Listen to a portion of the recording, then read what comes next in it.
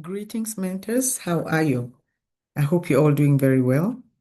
My name is Esther Mushiri from eMentoring Africa. Very excited to have you here on this day when we are having an orientation of the SLAP mentoring program. First, I really want to thank you for volunteering to be a mentor in our program. I realize that some of you, this could be the first time that you are a mentor, and so we don't want to take that for granted. We don't want to assume that you know the journey.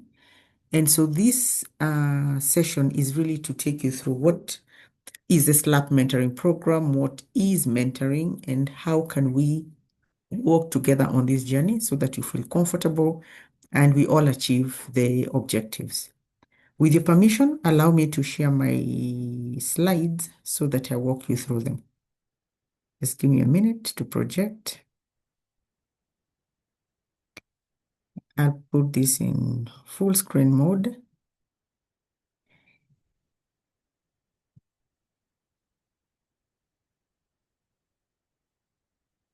There we go. As I said, this is the David Mahungu Leadership Foundation Mentorship Training for Mentors. But first, allow me to introduce ourselves. This program is run by eMentoring Africa.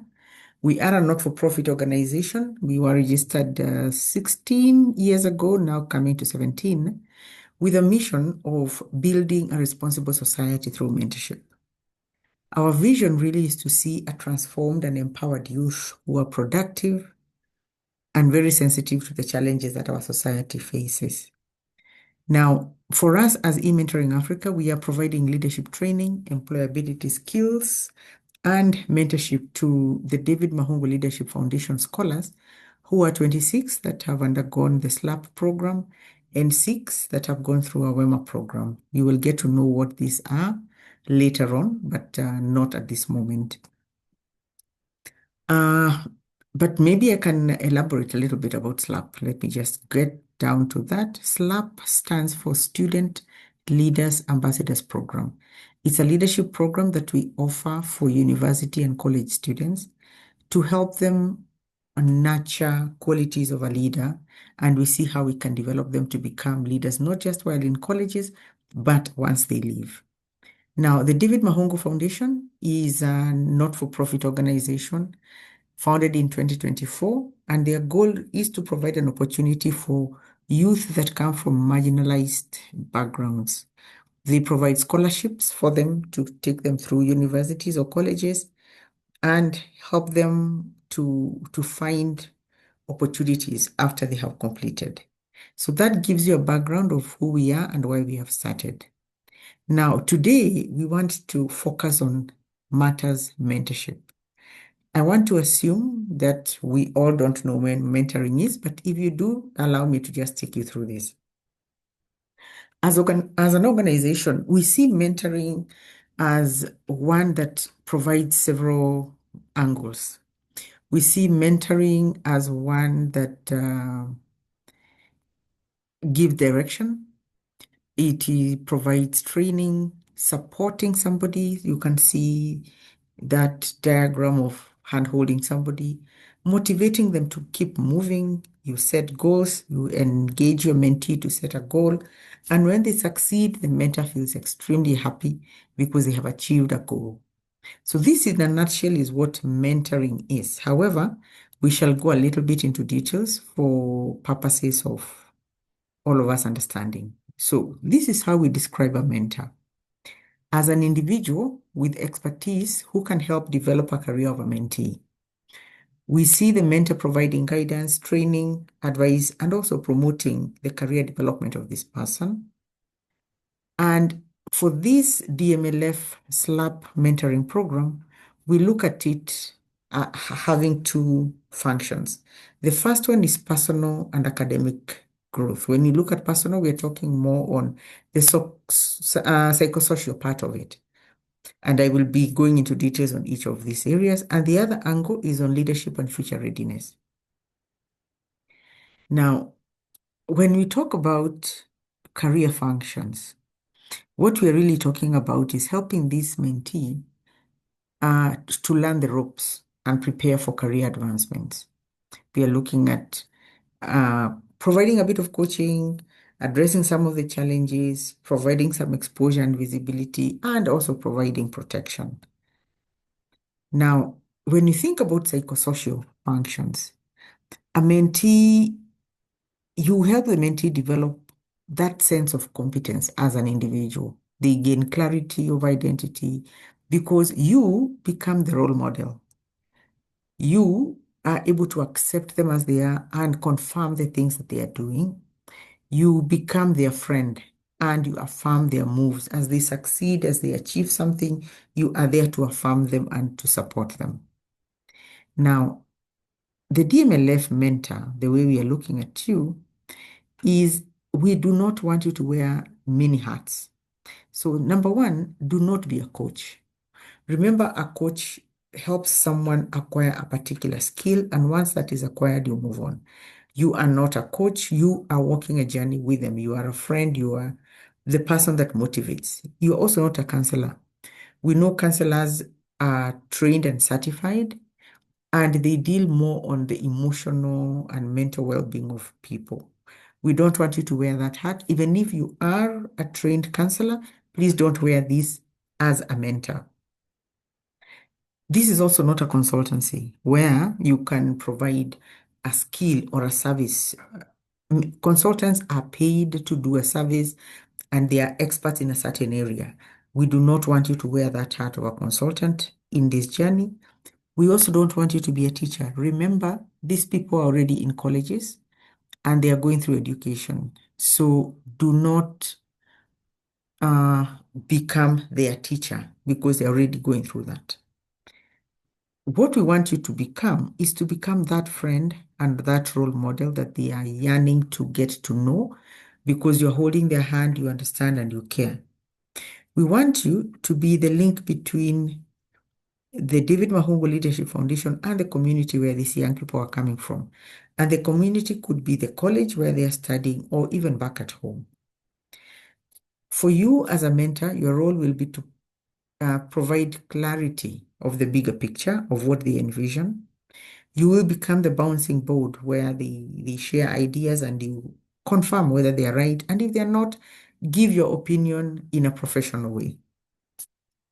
We expect you to build their esteem to motivate them. As I said earlier in the introduction, they come from economically challenged backgrounds. So some of them, their esteem may be low. It is your role as a mentor to build that esteem and to make them feel appreciated. And you help them assist, you assist in their areas of career. We have tried as much as possible to match you with a mentee that is aligned with your career, or at least you are aware of that career. So help them understand more about it. You have experience, you are on the ground. They expect you to guide them on how do you adjust. So I have studied to be a teacher. What if it doesn't work out? How do I adjust? So those are just areas that we needed to mention for you as we continue. Now, this program is structured. We are looking at it going for about 5 months between now and about May. And it's, as I said earlier, it's a leadership and career mentorship journey. It focuses on academic excellence, leadership, and the future readiness of these students. Now, you, the mentor and the mentee, will set objectives, and it will be based on modules that we have put out there. It's very structured, meaning each module is actually well written. It guides you and the mentee to understand what are we focusing on this time that we are together. We also have provided an excellent platform for you to use. It's called eMentored. This is 100% owned and developed by eMentoring Africa. And it will provide resources and support to you, the mentor and the mentee, as you walk the journey. We have matched you and your mentee, as I said earlier, based on your background, your interest, and the mentee's interest, the experience that we know you have, your availability. But we also use the platform, the eMentored platform, to track, evaluate, and close this program because it is not an open-ended journey that you are starting. Now, that said, allow me to mention 4 phases of a mentoring relationship. So phase one, when you meet, is when you break the ice, you get to know each other, you know who they are, what they like. They want to know more about you, especially. They're very curious to meet their mentors. Who are you? What do you do? How did you get where you are? So make it a time when you set your goals, you review the journey that you shall be having, and then you establish. We seem to be getting along. I think this first meeting is not so bad. So that's the first stage where you set the purpose. Then you start engaging with your mentee. Enhance that rapport that you have started creating. Work out on an action plan. When you pick your first module, what is it that you want to achieve together? And again, during the engagement phase, you're still getting to know each other more. You get then to phase three, where you are building the skills. So you're telling the mentee, this is how the future of work looks like in the medical space. So what other skills do you need to have beyond what the college is giving you? You help the mentee overcome some of the barriers that they are currently facing. You look at their mindset, and if you feel that they are looking down on themselves, help them develop a growth mindset. And then ensure that your mentee is accountable. Accountability is very critical for us on this journey. And as usual, this will come to an end. And as we complete, you will have reflections. Hopefully, you will have helped build the confidence of your mentee, and they will be now very ready to also pay it forward. That is the way we are structuring the 4 phases of this mentorship. Now, as I had said earlier, on what the focus of this journey is, this diagram kind of simplifies it for you, because this is how we have clustered the modules that you shall be covering. We are focusing on the personal and academic development, where we'll be looking at issues of goal setting and self-leadership. The academic excellence, again, you want to mentor somebody that you will be so proud when you hear they have graduated, someone who has discipline and is accountable, and you want to help build their confidence. But at the same time, they need to take up leadership roles. They need to learn how to network and be exposed out there. You need to help them in their career development, and you need to support them on their professional identity. Now, from there, we are advising you, dear mentor, that learn to build trust with your mentee. It is upon you to help create a very safe space that is respectful, and assure your mentee that this is a confidential mentoring relationship, which is really supposed to be. But also help set boundaries. You need to agree on what the expectations are, what are the time commitments, and the professional conduct. You need to show that you care. So listen actively when you are connecting with your mentee. You need to show empathy, understand where they're coming from. I will keep repeating, they come from economically challenged backgrounds. So sometimes the way they see things, the way they speak and present themselves may not be like you. So be very careful and care about how they are. Now, you need to provide, to guide practically. So support them in goal setting. You've already done goal setting in your career, in your life. So you understand how these things are done. So help them develop goals, how to be accountable, and how these are actually applied in the real life. And finally, you need to help your mentee reflect on the progress that they're making. Sometimes we move in life and we don't even look back to see, am I really achieving my goals? So it's your role as a mentor to encourage them to keep reflecting, looking back. Have I achieved my goal? Have I learned something? Am I growing, or am I staying where I am, or even going backward? Now, as a best practice for mentors, recognize that mentees may be uncomfortable asking for help. So it's upon you to really break the ice. And how you do that really is storytelling. We always say that mentorship is a lot of stories, mainly from you, because you have been there, done that, seen that. So share your career experiences, but be careful to stay within your zone of expertise. If you have a mentee that is in the medical field, but they're asking you a question in an area that you do not know, please do not assume that you know. We always tell mentors, you are not a know-it-all. If they want something that is beyond you, tell them clearly that that is beyond me for now, but I will get into my networks. I will reach out to eMentoring Africa, and we shall connect you or give you the information that you're looking for. Again, your mentee should set the pace of the relationship. As much as we want you to also keep following up, if they are too slow in responding, you should reach out to us and tell us, I've been reaching out to my mentee, she's not responding, he's not responding, and we can intervene. Do not manage, just advise, but don't micromanage. The most important thing is allow them to mentor you. There's something we call reverse mentorship, where in this age and era, there are things they know that we don't.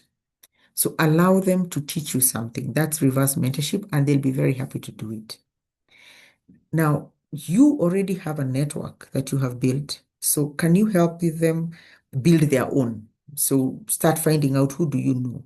It could even start from school, your teachers, engaging with your teachers, knowing them more, asking questions. So helping them build that network will be a good thing for you, dear mentor, to do. This mentorship program is all virtual. You will not meet your mentee physically. It will all be very virtual.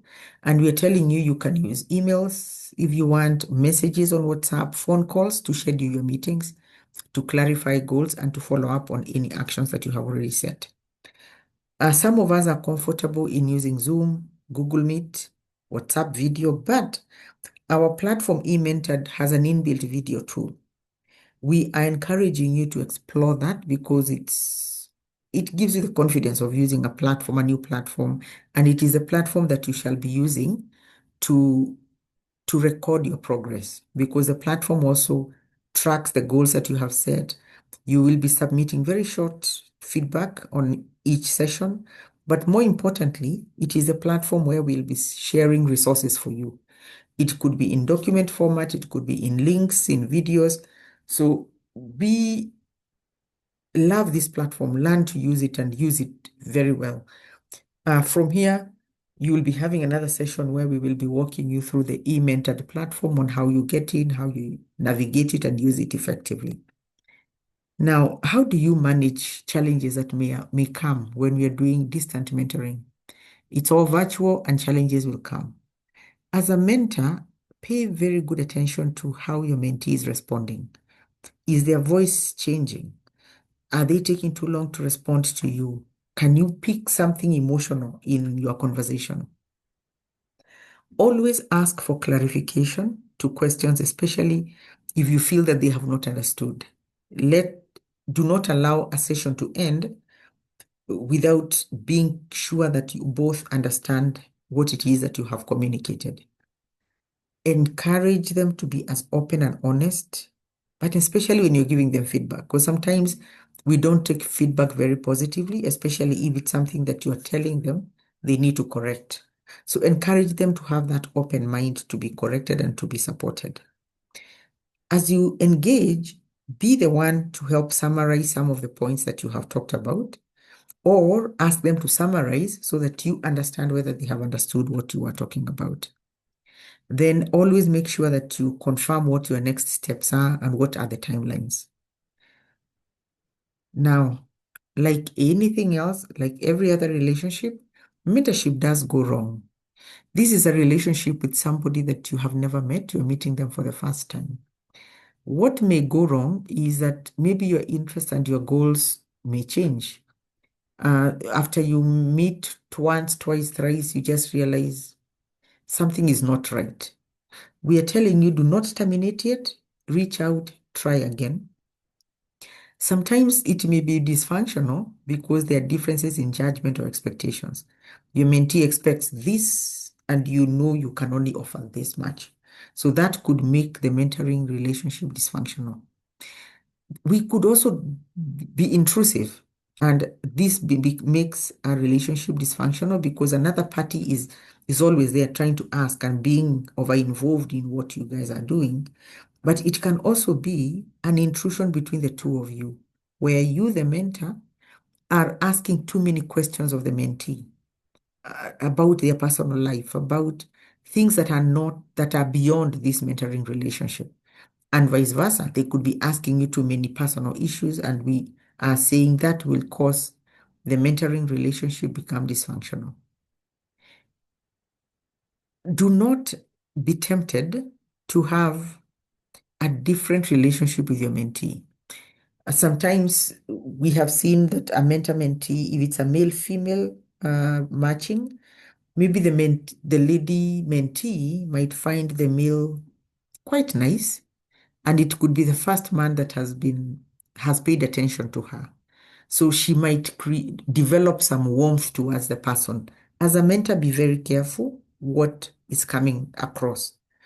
Same with you, the mentor, we are saying do not have any different feelings towards your mentee beyond this professional relationship that we're asking you to have. Then as you're talking, be careful about the tone of voice that you're using. It could come out like either there's some envy, jealousy, dependency, suffocation, or even exploitation. Watch out for those because that could make the relationship go wrong. What do you do when you start seeing something is dysfunctional? Talk openly about it, but with a lot of respect. Revisit some of the agreed goals, especially where you feel this is where we are getting the cracks. You need to seek support from eMentoring Africa. We are always going to be there to support you, and we will address the issues early so that we don't let them grow and become mountains where they were just a small molehill that we could have dealt with. Now, this program will come to an end. It is very structured. It is time-bound. As we said, it's about 5 months. We have defined modules and targets, or at least tasks that you can be giving your mentee as you have your conversations. Our expectation is that you and your mentee will complete all these modules and the activities that you shall be having, and that you'll be using the platform to capture the progress that you're making. We expect you at the end of each module to share some reflection. It's a very short survey of about 3 questions that we would want you to complete to allow you to go to the next module. That helps us capture the impact or the growth that you are making. As we come to an end, we will have a formal closing celebration to celebrate you with a certificate of achievement, certificate of appreciation. We will do it virtually for now. That's how we see it. But if things change, we will let you know along the way. However, you might start this journey and you really like your mentee, you want to support them longer. As an organization, our usual mentoring period is 12 months. So should you feel that 5 months is too short, they did not grow enough, there is still something that I want to do with my mentee, do let us know, and we will engage you and them or allow you to continue the journey a little longer. But please let us know. In summary, this is how this whole journey is. The first one is we match you with your mentee. And this is very careful. We call you, most of you know we have made calls, we have engaged you, we've answered your questions before we agree on who to match you with.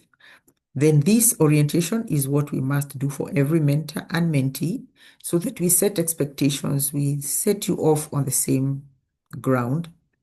Then we provide guidance all through. The modules are very structured. They are documented. They are in the eMentored platform. So you will be guided and supported.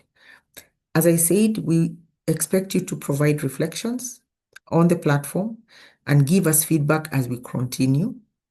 Then we shall come to a close of this program and we shall have the graduation where we celebrate each other. And you will do a continuation of 12 months if you wish. That is really after the graduation, you can continue, but let's have a conversation on that.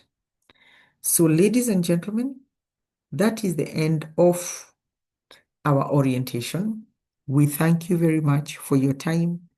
We thank you for agreeing to be a mentor with eMentoring Africa, supporting these wonderful ladies and gentlemen who will want to have a mentor like you. You are one in a kind, and we don't take it for granted.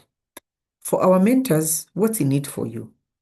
We have said that this is a volunteer opportunity.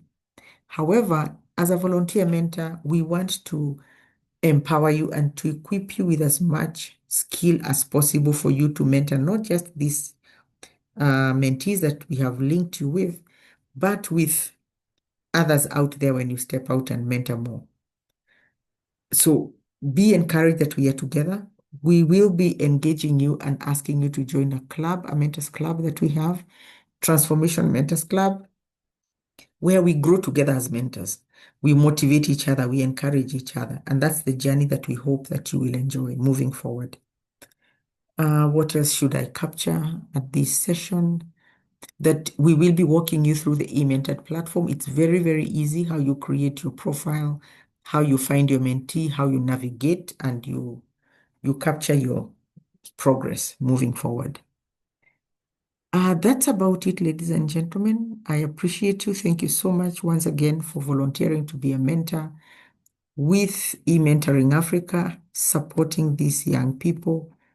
And we want to believe that because of you, this person, these people that we have paired you with will be totally transformed and will be very happy. We thank you and may God bless you. Thank you very much.